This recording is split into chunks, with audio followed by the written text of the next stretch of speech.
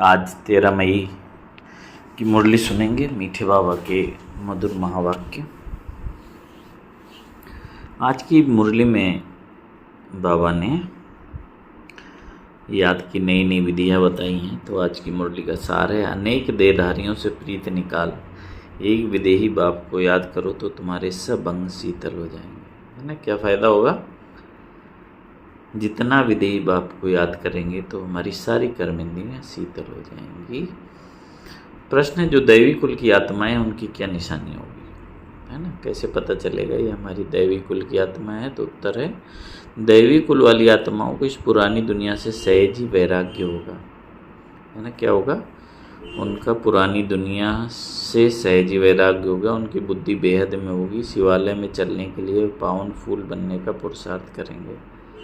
तीसरा, कोई आसुरी चलन नहीं चलेंगे। अपना पोता में रखेंगे कि कोई आसुरी कर्म तो नहीं हुआ।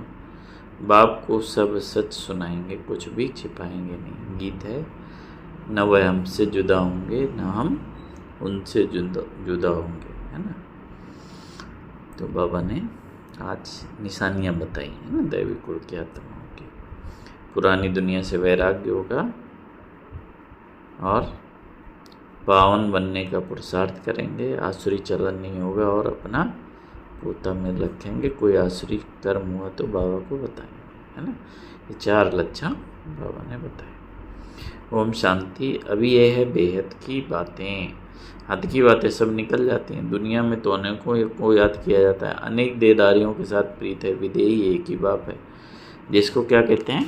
परम पिता परमात्मा कहा जाता है। तुम्हें अब उनके साथ ही बुद्धि का योग जोड़ना है। कोई देहधारी को याद नहीं करना है। ब्राह्मण आदि खिलाना है। यह सब हुई कलयुग की रस्म रिवाज। वहाँ की रस्म रिवाज और यहाँ की रस्म रिवाज बिल्कुल अलग है। यहाँ कोई भी देहधारी को याद नहीं करना है। जब तक व्यवस्था है तब तक पुरुषार्थ चलता रहता है। बाप कहते हैं, जितना हो सके पुरानी दुनिया से जो होकर गए हैं या जो हैं उन सबको भी भूल जाना है। सारा दिन बुद्धि में यही चले कि किसको क्या समझाना है। क्या चले बुद्धि में? कि बाबा का ये प्रसाद, ये अनमोल ज्ञान रतन सब तक कैसे पहुँचे, कैसे हम बताएं कि उसको समझ में आए। सबको बताना है कि आकर वर्ल्ड के पास्ट प्रेजेंट फ्यूचर को समझो, जिसको कोई भी जानते नहीं है। पास्ट अर्थात कब से शुरू हुआ, प्रेजेंट अब क्या है। तो बाबा ने बोला, शुरू कहाँ से हुआ? सतयुग से। तो पूरा ड्रामा का चक्र उसको समझाना है, सतयुग से लेकर अभी तक, और फिर फ्यूचर में क्या होना है। दुनिया बिल्कुल नहीं जानती है ना। बाबा ने तो हमें त्रिकालदर्शी बना दिया, तो एकदम चीज़ें स्पष्ट हैं, क्या थे, क्या है, क्या बन रहे हैं। लेकिन बाबा ने बोला, दुनिया बिल्कुल अनजान है। तुम बच्चे जानते हो, इसलिए चित्र आदि बनाते हो। यह है बेहद का नाटक। वह झूठे हद के नाटक तो बहुत बनाते हैं। स्टोरी बनाने वाले अलग होते हैं और नाटक की सीनरी बनाने वाले दूसरे होते हैं। माने जो दुनिया में लौकिक पिक्चरें बनती हैं उसमें राइटर अलग है, एक्टर अलग है ना। तो स्टेज सजाने वाला दूसरा है, गाने वाला दूसरा है। बाबा बोला, ये सारा राज अभी तुम्हारी बुद्धि में है। अभी जो कुछ देखते हुए नहीं रहेगा, विनाश हो जाएगा। तो तुमको सतयुगी नई दुनिया की सीनरी बहुत अच्छी दिखलानी पड़े। जैसे अजमेर में सोनी द्वारका है, तो उनसे भी सीनरी लेकर नई दुनिया अलग बनाकर फिर दिखाओ। है ना, तो अजमेर की बाबा याद करते हैं। अजमेर में भी स्वर्ग का मॉडल बनाया हुआ है। तो बाबा कहते हैं, इस पुरानी दुनिया को आग लगनी है, इनका भी नक्शा तो है ना, और ये नई दुनिया इमर्ज हो रही है। ऐसे ऐसे ख्याल कर अच्छी रीति बनाना चाहिए। ये तो तुम समझते हो। इस समय मनुष्यों की बिल्कुल है जैसे पत्थर बुद्धि। कितना तुम समझाते हो फिर भी बुद्धि में बैठता नहीं। जैसे नाटक वाले सुंदर सीनरी बनाते हैं, ऐसे कोई की मदद ले स्वर्ग की सीनरी बहुत अच्छी बनानी चाहिए। तो भवन बोला, वो लोग आइडिया अच्छी देंगे, युक्ति बताएंगे, उनको समझाकर ऐसा बनाना चाहिए कि जो मनुष्य आकर समझे। है ना, बाबा सतयुग का सुंदर मॉडल बता रहे हैं। बरोबर सतयुग में तो एक ही धर्म था। तुम बच्चों में भी नंबरवार है जिनको धारणा होती है। देह अभिमानी बुद्धि को चीची कहा जाता है, देही अभिमानी को गुलगुल कहा जाता है। अभी तुम फूल बनते हो, देह अभिमानी रहने से कांटे के कांटे रह जाते हो। है ना। तो इतनी बाबा महिमा करते हैं आत्माभिमानी बनने की। तो तुम बच्चों को इस पुरानी दुनिया से वैराग्य है, तुम्हारी ये बेहद की बुद्धि, बेहद का वैराग्य। हमको इस वैश्यालय से बड़ी नफरत है। अभी हम शिवालय में जाने के लिए फूल बन रहे हैं। बनते बनते भी अगर कोई ऐसी खराब चलन चलते हैं तो समझा जाता है इनमें अभी भूत की प्रवेशता है। एक ही घर में पति हंस बन रहा है, पत्नी नहीं समझती तो डिफ़िकल्टी होती है, सहन करना पड़ता है। समझा जाता है कि इनकी तकदीर में नहीं है। सब तो दैवी कुल के बनने वाले नहीं हैं, जो बनने वाले होंगे वही बनेंगे। बहुतों की खराब चलन की रिपोर्ट्स आती है। यह आसरी गुण है। इसलिए बाबा क्या करते हैं, रोज़ समझाते हैं कि अपना पोता मेल रात को देखो कि आज कोई भी आसुरी काम तो नहीं किया। बाबा कहते हैं सारी आयु में जो भूलें की हैं वह बता। तो बाबा कहते हैं कोई कड़ी भूल करते हैं तो फिर सर्जन को बताने में लज्जा आती है, क्योंकि इज्जत जाएगी, और नहीं बताएंगे तो फिर नुकसान हो जाएगा। माया ऐसे थप्पड़ मारती है जो एकदम सत्यानाश कर देती है। माया बड़ी ज़बरदस्त है। 5 विकारों पर जीत पा नहीं सकते तो बाप भी क्या करेंगे, है ना। बाबा रास्ता तो बताते हैं, युक्ति बताते हैं, बल भरते हैं, है ना। फिर भी अगर जीत नहीं पा रहे हैं तो बाबा भी क्या करेगा। बाप कहते हैं मैं रहम दे दूँ, कालों का काल भी हो, मुझे बुलाते ही हैं कि पतित पावना कर पावन बनाओ। मेरा नाम तो दोनों है ना, कैसे रहम दूँ, फिर कालों का काल भी हूँ, वह पार्ट अभी बजा रहा हूँ। कांटों को फूल बनाते हैं तो तुम्हारी बुद्धि में वह खुशी है। अमरनाथ बाप कहते हैं कि तुम सब कौन हो। बाबा अमरनाथ है तो हम सब कौन है, पार्वतियाँ हैं। अभी तुम मामेकम याद करो तो तुम अमरपुरी में चले जाएंगे। अमरपुरी किसको कहते हैं, सतयुग को। और तुम्हारे पाप नाश हो जाएंगे। उस यात्रा करने से तुम्हारे पाप नाश नहीं होते। बावन बोला चाहे जितनी अमरनाथ किया और किसी तीर्थ की यात्रा करो तो पाप नष्ट नहीं होते। ये भक्ति मार्ग की यात्रा है। बच्चों से ये प्रश्न भी पूछते हैं कि खर्चा कैसे चलता है, परंतु ऐसा कोई समाचार देते नहीं कि हमने ये रिस्पॉन्ड किया। इतने सब बच्चे ब्रह्मा की औलाद ब्राह्मण है तो हम ही अपने लिए खर्चा करेंगे ना। राजाई भी श्रीमत पर हम स्थापन कर रहे हैं अपने लिए, राज्य भी हम लेंगे। राजयोग हम सीखते हैं तो खर्चा भी हम ही करेंगे। शिव बाबा तो अविनाशी ज्ञान रत्नों का दान देते हैं जिससे हम राजाओं का राजा बनते हैं। बच्चे जो पढ़ेंगे वही खर्चा करेंगे। समझाना चाहिए हम अपना खर्चा करते हैं, हम कोई भीख या डोनेशन नहीं लेते हैं। परंतु बच्चे सिर्फ लिख देते हैं कि ये भी पूछते हैं। इसलिए बाबा ने कहा जो सारे दिन में सर्विस करते हैं वे शाम को पोता मेल बताना चाहिए, उसकी भी पीठ होनी चाहिए। बाकी आते तो ढेर हैं, वह सब प्रजावंती हैं। ऊंच पद पाने वाले बहुत थोड़े हैं, राजाएं थोड़े हैं, साहूकार भी थोड़े बनते हैं, बाकी गरीब बहुत होते हैं। यहाँ भी ऐसे है तो दैवी दुनिया में ऐसे होंगे। राजाई स्थापन होती है, उसमें नंबरवार सब चाहिए। बावन बोला सब एक जैसा पद पा नहीं सकते। राजधानी स्थापन हो रही है तो यहाँ भी सभी अपने पुरुषार्थ अनुसार पद पाते हैं। बाप कहते हैं मैं स्थापना करता हूँ तो किसको समझाने के लिए चित्र भी ऐसा चाहिए। बाप की मुरली सुनेंगे, करेंगे। दिन प्रतिदिन करेक्शन तो होती रहती है। तुम अपनी अवस्था को भी देखते रहो कितना करेक्ट होती जाती है, माने कितना अवस्था में सुधार होता जाता है। बाप आकर गंदगी से निकालते हैं। जितना जो बहुतों को निकालने की सर्विस करेंगे तो फिर क्या होगा, उतना ऊंच पद पाएंगे। तुम बच्चों को एकदम छीर खंड होकर रहना चाहिए, माने बहुत ही मीठा स्वभाव। सतयुग से भी यहाँ बाप तुमको ऊंच बनाते हैं, है ना। सतयुग में भी, सतयुग से भी श्रेष्ठ है ये समय ना, क्योंकि सतयुग से तो गिरती कला हो जाएगी। यहाँ बाबा कहते चढ़ती कला। बाप ईश्वर पढ़ाते हैं तो उनको अपनी पढ़ाई का जलवा दिखाना है, तब तो बाप भी कुर्बान जाएंगे। दिल में आना चाहिए बस अभी तो हम भारत को स्वर्ग बनाने का धंधा करेंगे। नौकरी याद करना वह तो करते रहेंगे। पहले अपनी उन्नति का क्या करें, अपनी उन्नति का तो ध्यान करें। है बहुत सहज, मनुष्य सब कुछ करते हैं। गृहस्थ व्यवहार में रहते राजाई पद पाना, इसलिए रोज अपना पोता में निकालो। सारे दिन का फ़ायदा और नुकसान निकालो, है ना। जैसे लौकिक में भी बिजनेसमैन है तो ना डेली चेक करते हैं कि आज फ़ायदा हुआ कि नुकसान। ऐसे यहाँ भी चेक करो कितनी कमाई की, कितना घाटा हुआ। पोता मेल नहीं निकालते तो सुधारना बड़ा मुश्किल है। बाप का कहना मानते नहीं, रोज़ आना देखना चाहिए क्या देखेंगे? हमने किसी को दुख तो नहीं दिया, पद बहुत ऊंचा है, अथाह कमाई है, नहीं तो फिर रोना पड़ेगा। रेस होती है ना, कोई तो लाखों रुपए कमा लेते, कोई कंगाल के कंगाल रह जाते, है ना। तो भगवान बोला अभी है तुम्हारी ईश्वरी रेस, इसमें कोई दौड़ी आदि नहीं लगानी है, सिर्फ क्या करना है? बुद्धि से प्यारे बाबा को याद करना है।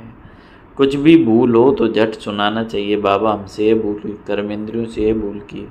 बाप कहते हैं रॉन्ग राइट तो सोचने की बुद्धि मिली है, तो अब रॉन्ग काम नहीं करना है। रॉन्ग काम कर दिया तो बाबा तोबा तोबा क्षमा करना, क्योंकि बाप अभी यहाँ बैठे हैं सुनने के लिए। जो भी बुरा काम हो जाए तो फ़ौरन बताओ या लिखो बाबा, या बुरा काम हुआ तो तुम्हारा आधा माफ़ हो जाएगा। ऐसे नहीं कि मैं कृपा करूँगा, क्षमा व कृपा पाई की भी नहीं होगी। हैं, बाबा ने एकदम स्पष्ट कर दिया, है ना। क्योंकि बाबा लास्ट में क्या हो जाएगा? धर्मराज हो जाएगा। जैसे दुनिया में भी लौकिक में भी टीचर होता है ना। जब तक पढ़ा रहा है कुछ भी आप पूछ सकते हो, लेकिन जब उसकी एग्जामिनर की ड्यूटी लगी है तब आपको वो कोई भी उत्तर नहीं बताएगा, क्योंकि बताएगा जब हम पढ़ा रहे थे तब क्यों नहीं पढ़ा, है ना। तो इसलिए बाबा भी वही रूप दिखाएगा। इसलिए बाबा कहते हैं कि क्षमा व कृपा पाई की भी नहीं होगी, सबको अपने आप को सुधारना है। बाप की याद से ही विकर्म विनाश होंगे, पास्ट का भी योग बल से कटता जाएगा। विकर्म पास्ट के भी होंगे, वह भी योग बल से खत्म हो जाएंगे। बाप का बनकर फिर बाप की निंदा मत कराओ। सदगुरु के निंदक ठौर न पाए, ठौर तुमको मिलती है बहुत ऊंची। दूसरे गुरुओं के पास कोई राजाई की ठौर थोड़ी है, यहाँ तुम्हारी एम ऑब्जेक्ट है। भक्ति मार्ग में कोई एम ऑब्जेक्ट होती नहीं है, अगर होती भी है तो भी अल्पकाल के लिए। कहाँ 21 जन्म का सुख और कहाँ पाई पैसे का सुख। ऐसे नहीं कि धन से सुख होता है, दुख भी कितना होता है। अच्छा समझो कोई ने हॉस्पिटल बनाई तो दूसरे जन्म में रोग कम होगा। ऐसे तो नहीं कि पढ़ाई जास्ती मिलेगी, धन भी जास्ती मिलेगा। उसके लिए तो फिर सब कुछ करो, है ना। कि तन लगाया तो तन सुखी, मन लगाया मन सुखी, धन लगाया तो धनवान, है ना। लौकिक में तो ये है एक जन्म के लिए, लेकिन बाबा के यज्ञ में आपने जो कुछ भी लगाया तो तन मन धन तीनों ही मिलता है। तो बाबा ने बोला, तो बाप कितनी अच्छी रीत समझाते हैं।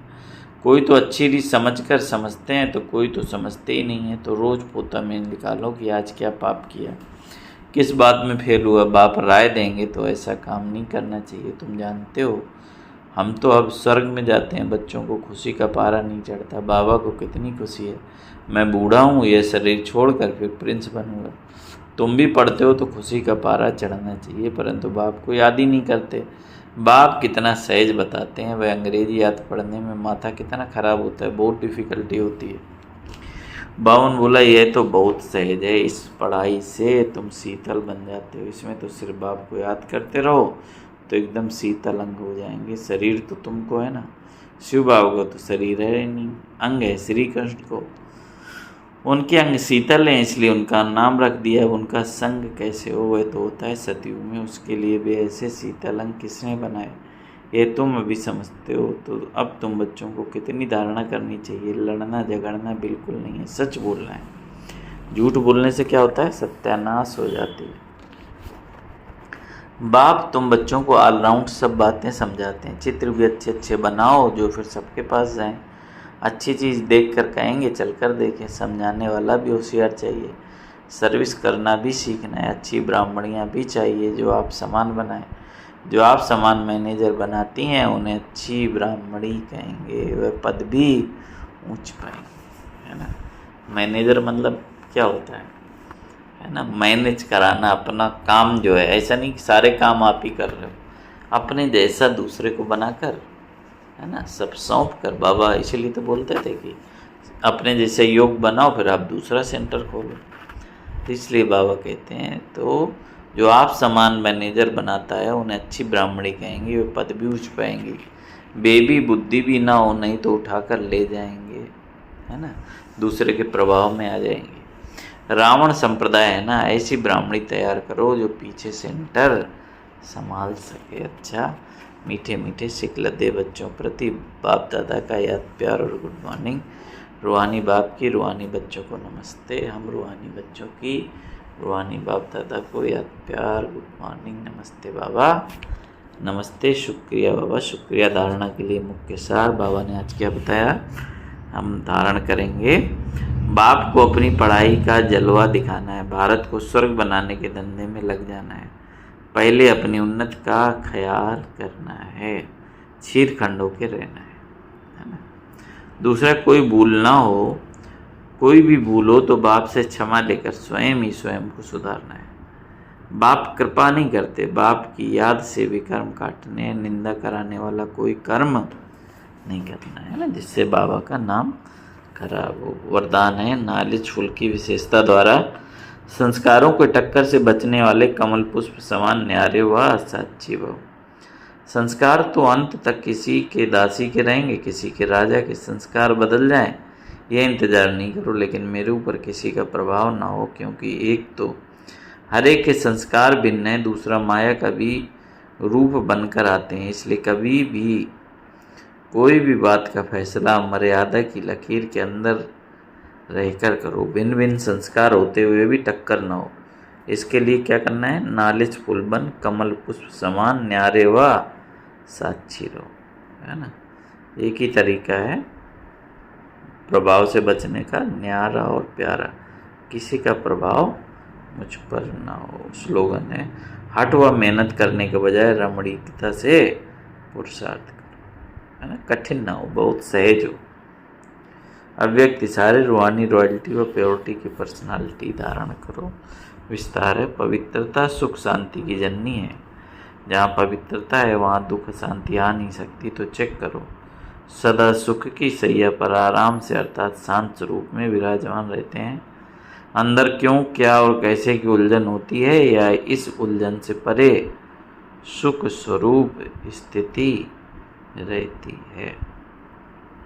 तो इसलिए भगवान बोला चेक करो, है ना। पवित्रता ही सुख शांति की जननी है, तो हमेशा वो स्थिति रहती है सुख शांति की। अच्छा, ओम शांति। तो आज बाबा ने क्या कहा है कि बार बार बाबा ने याद दिलाया कि अपना चार्ट रखो, पोता मिल रखो, कितनी कमाई की, है ना। और दैवी गुण, दैवी कुल वाली आत्माओं का क्या बाबा ने लक्षण बताया कि उसको पुरानी दुनिया का वैराग्य होगा, पहली बात बताई थी। दूसरा, पावन दुनिया में चलने के लिए पावन फूल बनने का पुरुषार्थ करेंगे। तीसरा था, कोई आसुरी चलन उनकी नहीं होगी। और चौथा था, अपना पोता मेल रखेंगे। अच्छा, ओम शांति, ओम शांति, ओम शांति।